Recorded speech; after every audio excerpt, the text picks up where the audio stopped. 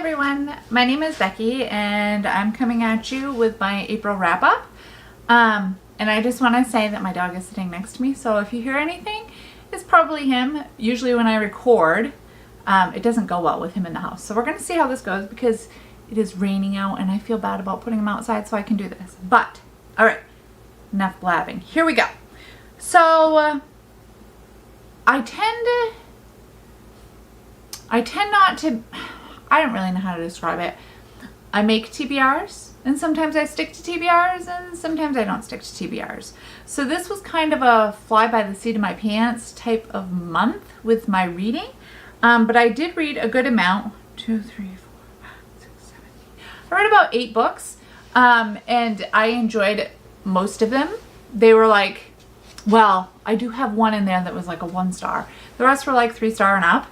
So the first book I read for the month, I'm looking down because I'm grabbing my phone, I listened to on Audible. So I also want to say that not all the books that I read I have a copy of because I took them out from the library through the Audible service or through Kindle service. So I will try to insert pictures when I'm talking about them if I can figure it out. I'm not very techy, but if I can't, then I will definitely list them down below in the description. So, the first book I read was Savvy Sheldon Feels Good as Hell, and I enjoyed this book.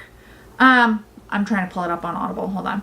I enjoyed the book. It was about a plus-size curvy girl, and she basically got dumped.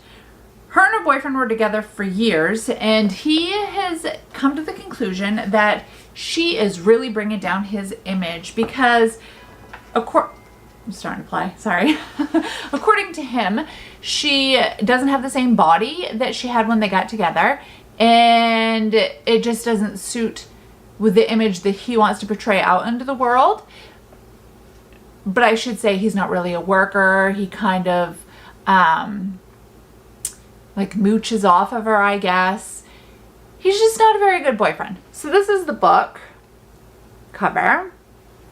Again, it was a very good book. I did enjoy it, but the way that he broke up with her, and it's right in the beginning, so I'm not spoiling anything. Like, I think it's in the first couple of pages actually. He told her that she gained weight and that, again, that she just doesn't suit his image and he doesn't want to be seen with her and yada yada. Well, this throws Savvy into a tailspin because she didn't even know that they weren't happy.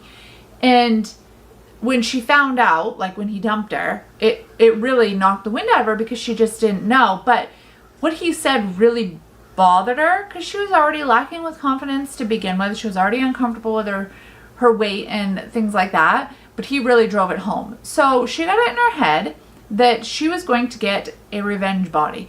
So she did a whole makeover. Like, that was her plan, was to do a whole makeover on the inside and outside, gain her confidence back, rediscover things that she loves because she is a bit of a workaholic, but she's got some serious ride or die friends in there that help her along the way. They support her. They help bring her back up. There is definitely LGBTQ rep in here. The friendship that they have, I really enjoyed it. Like, I don't know, they just totally supported one another. And female friendships, a lot of the time when you read about them or whatever, that's not always the case. Women can be catty, let's be real. But in this story, it wasn't like that at all. She as in Savvy, also loves cooking.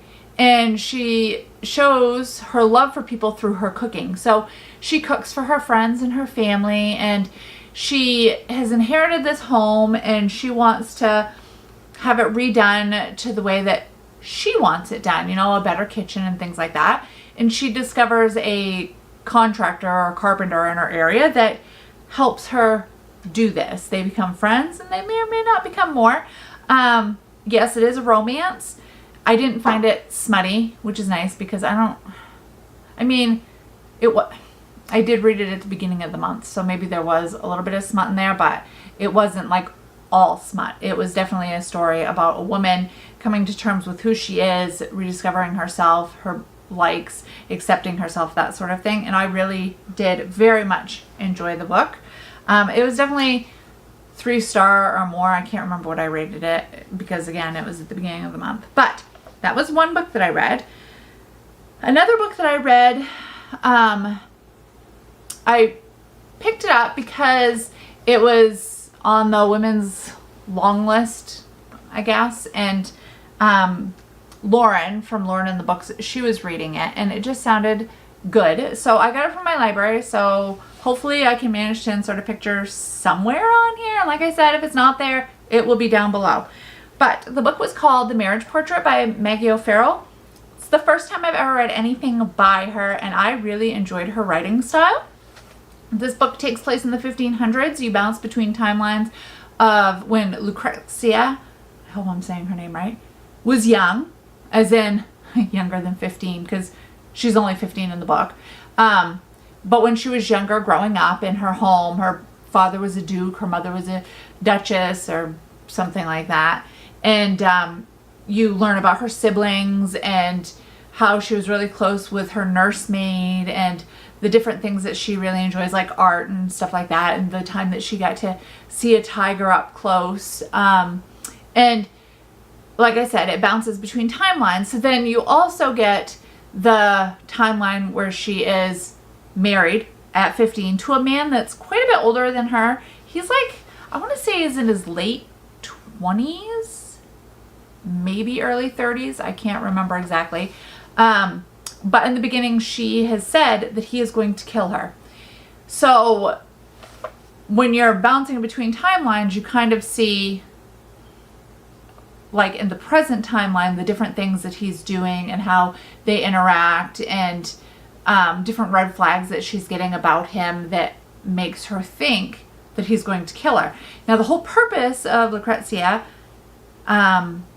marrying this man, it wasn't because she wanted to, it was because her parents kind of married her off to him, is to produce an heir. And he has never produced an heir before. And all of his side escapades of sleeping with women, he's never managed to produce an heir. And that is the whole purpose of him marrying Lucrezia, because she's younger, you know, he needs that heir, because he doesn't want to lose his status. The book takes place in Italy as well, different parts of Italy. And I very much enjoyed it. Once Lucrezia leaves her home, she is with a nursemaid, or is that what it's called? Or maid, I don't know, like helps her dress and is like her confidant or whatever. You learn about their relationship and how they were connected as babies and the whole deal. I very much enjoyed it. I enjoyed her writing. The way that she wrote, I was able to picture these places very clearly in my mind, which is definitely a perk. And again, I loved bouncing between the two timelines. This definitely will not be my last Maggie O'Farrell book. Another book that I read, it's over here on the couch, was River's End by Nora Roberts. So this is the book. And I'm going to read the little tagline at the top.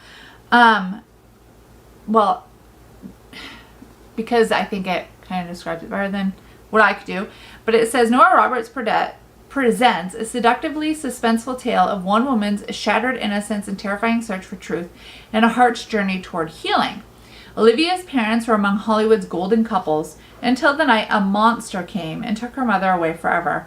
A monster with the face of her father. So I'm obsessed with Nora Roberts books. I love them. Everyone I've ever read, I've loved. This is an older book. I happened to discover it at Books A Million. One day when I was in there, I was at the end table. And I read it last month, and I could not put it down. The story of Olivia and how she found her mother murdered with her dead hanging over her mother's body is just, I can't imagine. I think she was 4 when she discovered it. And of course, her parents are like Hollywood's golden couple, so the paparazzi, everybody is there, and they all want a piece of Olivia and what happened to the mother, and like just tearing this little girl's world apart. The father, you know, he appeared guilty and he went to prison, and the girl, Olivia, was discovered by a detective, and for the life of me I can't remember his name at the moment, but this detective, he saved her from the closet, not like an actual closet, but he saved her from the closet with all of her stuffed animals the night that her mother was murdered.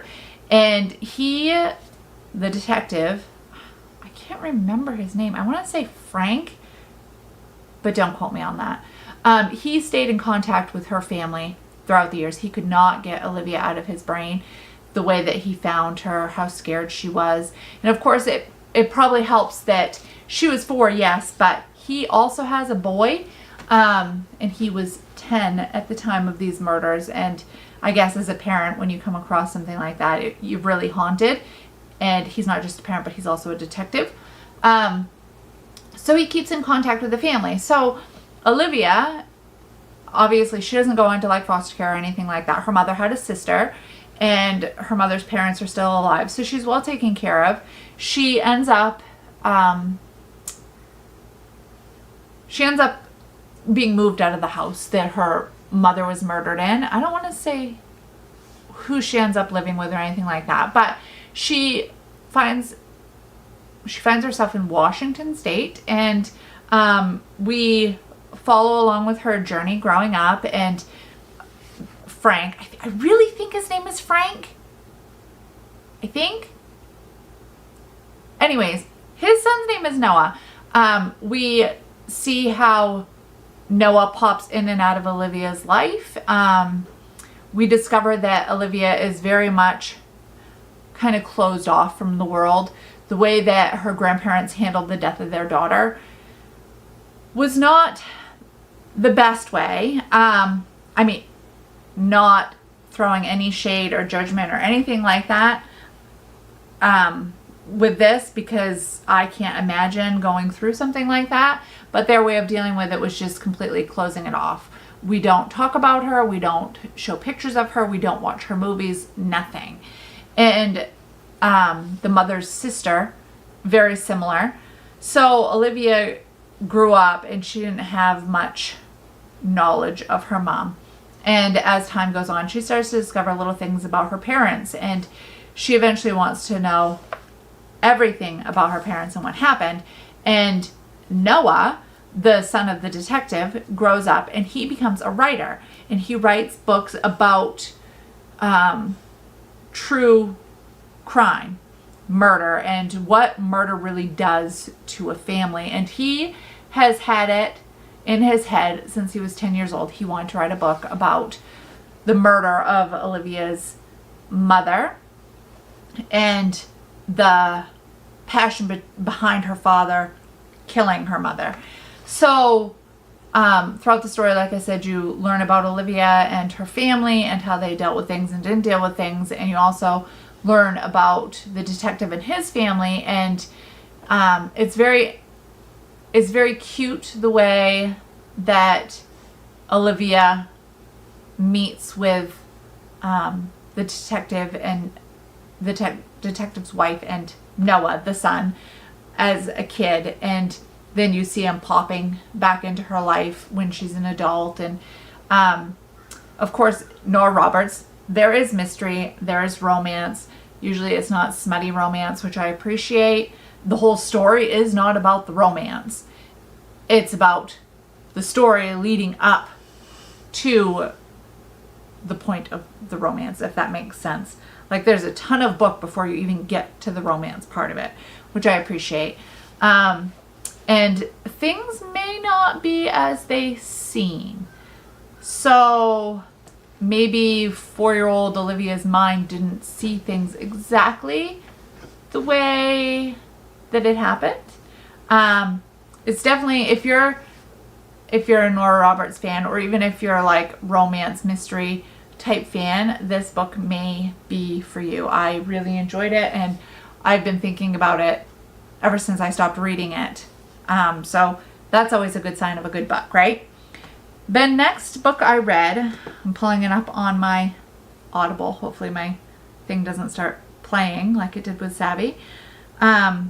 was the Getaway girls, and oh my gosh, this book was so fabulous. I loved it. So it was by MacDonald. This is it. I hope it comes in. It is about 3 old biddies. I shouldn't even say old biddies. They're like in their 70s. Not even 70s. They're 70, turning 70, going on a road trip. And it's hilarious. So you've got these 3 women. I've got my notebook here because I can't remember names for the life of me. I think it's nerves for being on camera. But you've got Connie, the woman that divorced her husband after 40 years of marriage. She's got children. She decided that, you know what? She's not really in love with her husband anymore, and she's done. They get divorced. You have got Jill, who her birthday is coming up, and all of her kids, I think she's got like 8 kids, they want to throw her a birthday party for her 70th birthday. Well, that woman is like, I am not having it. I am not admitting to being 70 years old. And mind you, she's got her big old beehive hairdo, and she wears the makeup, and she has the hair colored, and she is still dressing like she is a young woman because she has a purpose, and that purpose is to attract a man. She wants a man. So she's not going to admit to being 70. And just the things she gets up to in this book is just, it's so funny. And then we've got Maggie. She is the Scottish woman. This book takes place in London, by the way. She's the Scottish woman, and she's with a man named Ringer. She's been with him for like 30 years or something. Her son is in Australia, and Ringer is not a very nice man. He's a bit of a dink, actually. He is, well, appears to be a thief. And he's been a thief his whole life, and she's always stuck by him. She's not exactly sure how he comes about his money.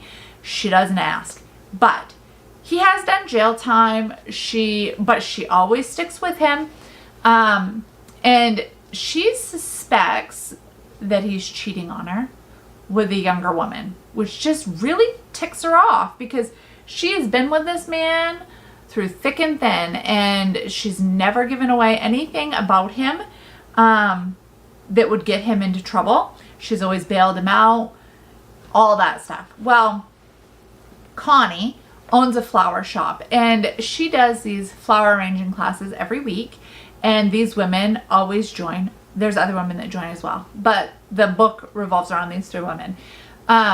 They always join in her flower arranging class. They love it. They know each other a little bit from the class, but they don't know each other that well. And Connie announces that she is no longer going to do this flower arranging class because she recently had a relative die, and she inherited things from this relative. And in the things that she inherited, there was a box. And in this box were letters from her grandmother that happened to be in Italy. Her grandmother was Italian. She didn't know this. She didn't realize that she had any Italian roots at all. And she gets it in her head that at 70 years old, you know what? She wants to discover her family. So she decides she's not going to do the arranging class anymore. She's going to go on a road trip, and she's going to meet these Italian relatives that she didn't even know existed. She brought it up to these 2 women, and they were so envious, and they didn't know what they wanted to do with their lives, but they were just tired of doing what they were doing. So they managed to all pile into this RV that Connie buys, and they go on an adventure of a lifetime for them. And throughout the book, we discover things about Connie's marriage and things about her children that she didn't really talk about with people. We learn about Jill and her many men, and how she ends up on like this cruise ship or something, and she's just so funny. She doesn't even know how she ended up there, but it doesn't even matter. She just wants a man, and that's her whole story. She wants a man. But you learn about her past loves and her one true love that she had when she was younger. And And then you've got Maggie, and you learn about Maggie and how she's had a bit of a rough life, and about how she come about being with Ringer, and her life with Ringer, and how she isn't in contact with her son too much, and how she never gets to go see him because Ringer doesn't want to go because it's too far away. And Maggie doesn't want to fly over there because she's scared of flying, but she wants to take a boat, which will take like 6 weeks to get there. So yeah, you learn about their stories, and they're hilarious. They're so funny. Like when I'm 70, I want to be doing what they're doing because it's awesome. Maybe not Jill. I don't want to be chasing the men, but you know, just going off on grand adventures and meeting new people and having a good time. Yes, absolutely. The audio, that's how I read this book, right, was fantastic. I enjoyed the audio very much. I thought it definitely went well with the book. The next book I read was, pulling up my Kindle, Murder in a Scottish Shire. And I loved this book.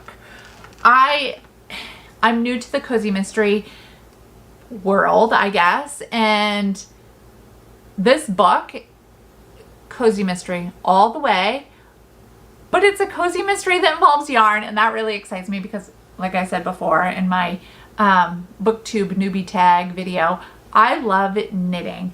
Oh, and I love dogs. And this cover, look at it.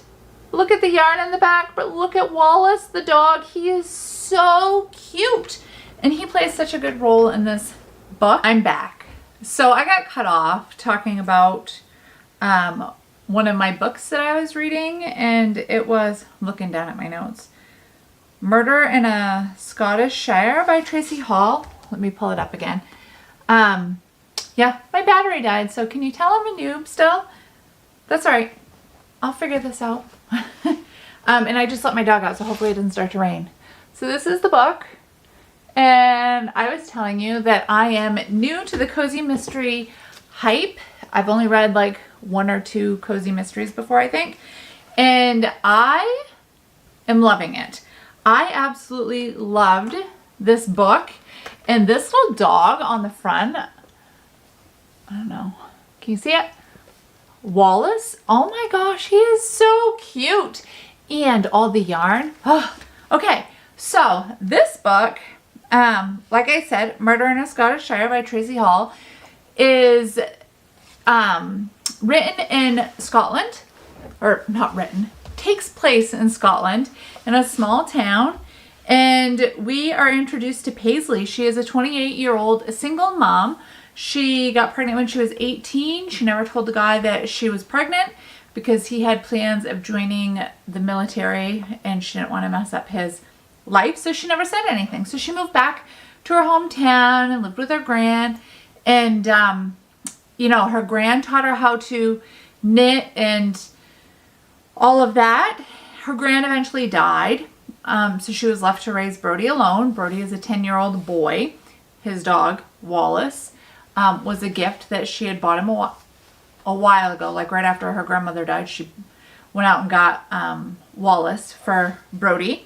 But she started out her business online selling sweaters to people, like an Etsy type store or something. Eventually she bought rents a building where she has her store called Cashmere Crush. Yes, Cashmere Crush. And she sells yarn. She holds knit nights and or crochet nights, whichever you prefer, knitting or crocheting. And the morning that the book opens up to, she is running late taking her son to school, and he has been late a lot. And his teacher or whatever has told him that if he is late anymore, he's going to get detention. So, of course, he's freaking out, 10-year-old, but she has to stop at the store because she's going to be getting a yarn delivery, and she just wants to make sure everything is set before the delivery arrives. So she pulls into the store, and when she gets there, I think it's right in the beginning. It's like the first chapter, so I'm not spoiling anything. I can't remember if it was the detective that shows up or the landlord that shows up first. I'm just going to say the landlord. He hands her a letter. And in that letter, it says that he has sold the building and that she needs to relocate her business. Once she receives that letter, the detective shows up with an old man in tow. And she recognizes him. It happens to be her grandfather. And she hasn't seen her grandfather since she was a kid because her grandmother and grandfather divorced. Apparently, he'd been sleeping on a park bench. He was homeless. And the detective said, I'm sorry, but you're the next of kin. He can't be sleeping in park benches. Like, you need to do something with him. So her morning is complete chaos. She ends up getting her son to school late. He goes in, he explains what's happened because he doesn't want to get in trouble. Well, of course, who's going to believe that she lost her building for her business and her grandfather had been sleeping on a park bench that just showed up in her life? Like, who's going to believe that? So it starts out a little bit rough for poor Paisley. But then things get worse because she finds out one of her friends has died. But she doesn't think that this friend died of natural causes, because this friend is always so like health aware, because this friend has a heart problem and has to take medication for it and all that sort of stuff. She thinks that her friend has been murdered. So she starts snooping around and finds herself in these tight situations. She ends up, well, I don't want to say too much. People don't like that she's snooping around and things start to happen to her. If you are into like cozy mystery vibes and female friendship, single mom, yarn, the whole works in small town Scotland, then definitely give this one a go, because I really enjoyed this book and I can't wait to pick up the second book in the series. So yeah, that's Murder in a Scottish Shire. Loved it. The next book I read was, let me see. I'm looking at my notebook. The Bodyguard. Okay, so that is a book that I took out from the library. I don't have it anymore, but it is by Katherine Center, and I really enjoyed this book. It probably is one of my favorite type of romances because the book doesn't center on a romance at all. It starts out with Hannah, and she works at like a protective agency type thing. Essentially, she's a bodyguard. She's a female bodyguard. Nobody would ever suspect that she's a bodyguard because she looks like a kindergarten teacher. But her boss has assigned her to a new case, and this new case happens to be Jack, I think his name is Stapleton. He's a famous movie star. Now, he's done a lot of movies, but over the past 2 years, he's kind of disappeared. Not that like somebody has stolen him or something like that, but he's made himself disappear because his brother had died and he just kind of stepped back from the limelight. Well, he's gotten a call that his mother has come down with cancer and he wants to get home to her, to be with her through her chemo treatments and all of that. Well, the agency, or his agent, has hired the agency, the Bodyguard agency, to protect him because he has got a middle-aged, I think it's like a corgi breeder, like knitting obsessed woman that's been stalking him for years. And it just so happens that this stalker lives in the area that he is going to. So he doesn't want a bodyguard. He thinks it's absolutely ridiculous. And when he sees Hannah, he's like, are you kidding me? This is pathetic. But he does not want to go home and visit his mom and see his dad and his brother with the bodyguard. He doesn't want to put any more stress on his mom. So he convinces her to be his girlfriend. So it's like a fake dating trope type deal. She doesn't want to do that. She doesn't feel comfortable doing that. Her boss makes her do that. So she ends up going as the fake girlfriend. And, you know, there's a lot going on with these people, this family and Hannah herself. Her mother had just died. Her boyfriend recently broke up with her on the day of her mom's funeral. Talk about a dirtbag.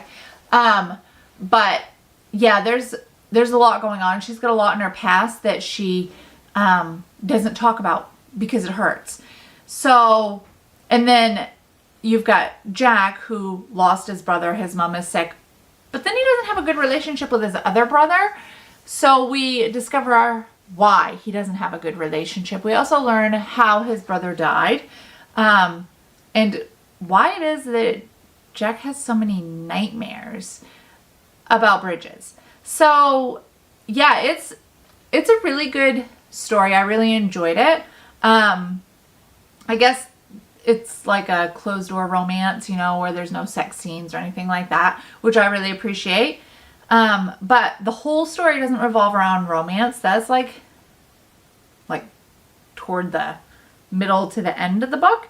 It's just about getting to know these characters, why they are the way that they are, which I really loved. I really love like character driven books.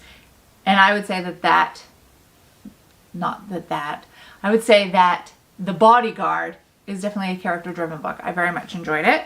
So if you're looking for a fun story about a female bodyguard and a movie star with maybe some romance, but not a romance-driven story, then this could be the book for you. The next one I read, this one, I wasn't, well, okay. So in my BookTube newbie tag video, I had said that I wasn't sure I was going to finish this book, that I probably wouldn't finish this book because I was not enjoying it. I was not enjoying it at all. And I was only like 13 pages into it. I decided I was going to DNF it. And then I got to watching, I think it's Savage Reads, Simon, on YouTube, and his mom. They were talking about the women's prize, the long list and the short list. And it just, I was like, well, it is a book club book. I'm supposed to have it read so we can discuss it for book club with Lauren and the books. And I hate not being able to discuss a book because I didn't read it. So I powered through. And the book is I'm a Fan by Sheena Patel. This book, if you want a book for a book club that will create a lot of discussion because it's a very divisive book, this is the book for you. You're either going to love it or you're going to hate it. I don't see much in between. I did finish it because there were parts of it that I liked, as you could see. I did like tag some pages and folded down pages and marked pages up. Essentially, you're following the narrator, the unnamed narrator, and she is in love with a man. You don't ever find out his name. It's just the man she wants to be with. That's how he's addressed in the book. And she also obsesses over this woman on Instagram. And you don't find out her name either.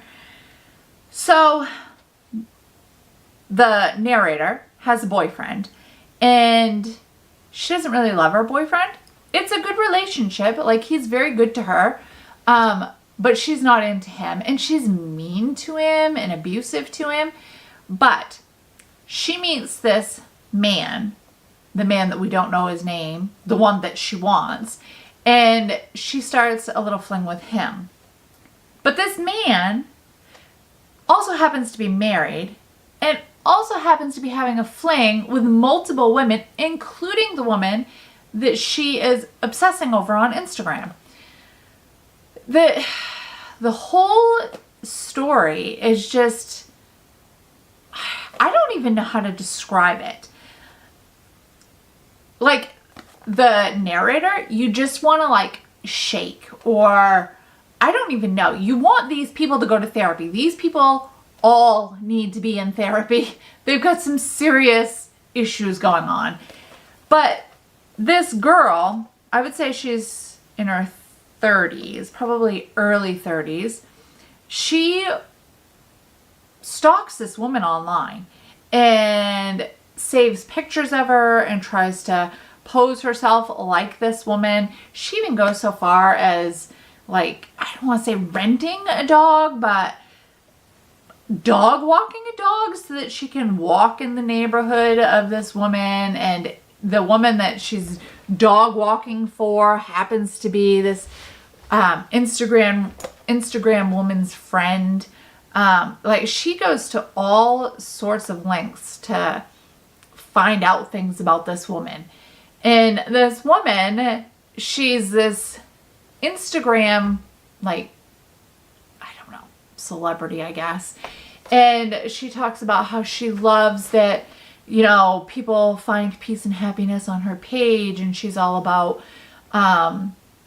farming and eating the right foods. Like, it's not organic, it's like really organic food. Or about spending money on art, that why would you spend money on something like this? Like, why is that important? Or, you know, the way she dresses, everything about her, the unnamed narrator is obsessed with. And this man that she's sleeping with, who isn't her boyfriend, he's a real piece of work. Like, he complains about women cheating and not being, like, trustworthy. And she's like, are you kidding me? Like, look at what you're doing, you know? And he doesn't treat her well. He doesn't treat the women that he's with very well. He treats them as, like, essentially a booty call. And when he's had that and he doesn't want anymore, he stops talking to her for, it could be months at a time.